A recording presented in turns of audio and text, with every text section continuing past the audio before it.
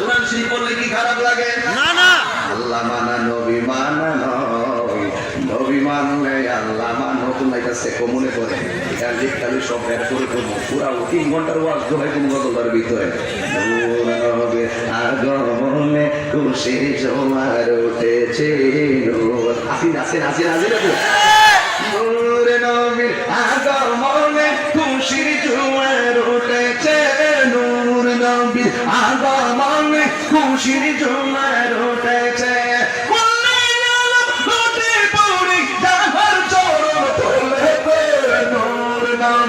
আগমনে খুশির জোয়ার উঠেছে। ইয়া রাসূলুল্লাহ কোনে আল্লাহ মানা নবী মানা নয়, নবী মানলে আল্লাহ মানা হয়। সুবহানাল্লাহ দিন ঘরে কোন না সুবহানাল্লাহ। আরে বেটা নবীর শান শুনলে ভালো লাগে কি লাগে না? হাত তুলে ভালো লাগে কি লাগে না? যুবক ভাইরা আল্লাহ বলে ইন্নাল ইনসানা লাফি খুসর, নিশ্চয়ই সকল মানুষ ক্ষতিগ্রস্ত। আল্লাহ যদি বলে ক্ষতিগ্রস্ত, লাভবান হওয়ার কোন সুযোগ আছে রে বাবা? ভাই সব ক্ষতিগ্রস্ত। হ্যাঁ, লাভবান হবে কারা? কয় দুইটা কন্ডিশনের মালা, দুইটা কন্ডিশনের মালা যারা লাগাইছে তারাই হবে লাভবান। এই সূরার মধ্যে পরে আয়াতে আবার আল্লাহ বলেন ইল্লাল্লাযীনা আমানু ওয়া আমিলুস সালিহাতি ওয়া তাওয়াসাউ বিল হাক্কি ওয়া তাওয়াসাউ বিস সাবর। আল্লাহ রাব্বুল আলামিন বলেন সব মানুষ ক্ষতিগ্রস্ত, কিন্তু দুইটা কন্ডিশনের মালা যারা গলায় লাগাইছে তারা ছাড়া। 1 নম্বর হলো তারা যারা ইমানদার, 2 নম্বর তারা যারা নেক আমল করে। জোরে জোরে কি সুবহানাল্লাহ বলা যাবে না? তাইলে বোঝা গেল ঈমান দরকার আছে না নাই?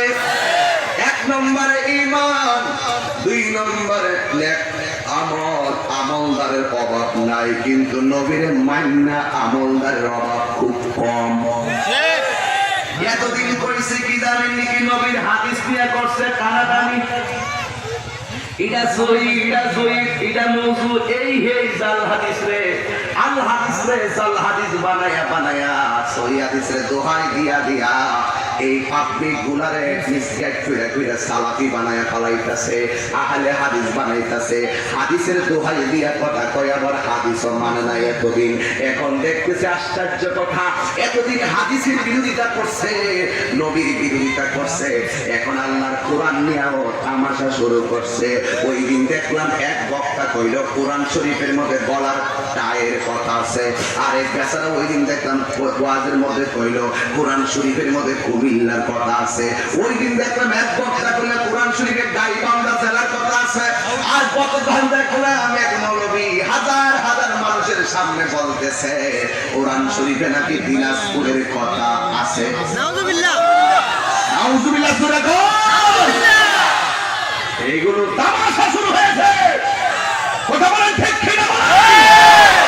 আমি ওই সমস্ত জাহেল মুরাক্কাব নায়েব শয়তানদেরকে বলবো, যারা আল্লাহর কোরআন নিয়ে তামাশা করো, সন্ধি বিচ্ছেদের মাধ্যমে বাংলা সন্ধি বিচ্ছেদ করো, কোরআনের আয়াতকে বিকৃতি করে অর্থগুলো অনতি বিলম্বে প্রকাশ্য বক্তব্যের জন্য প্রকাশ্যে তওবা করতে হবে। কথা বলেন ঠিক কিনা?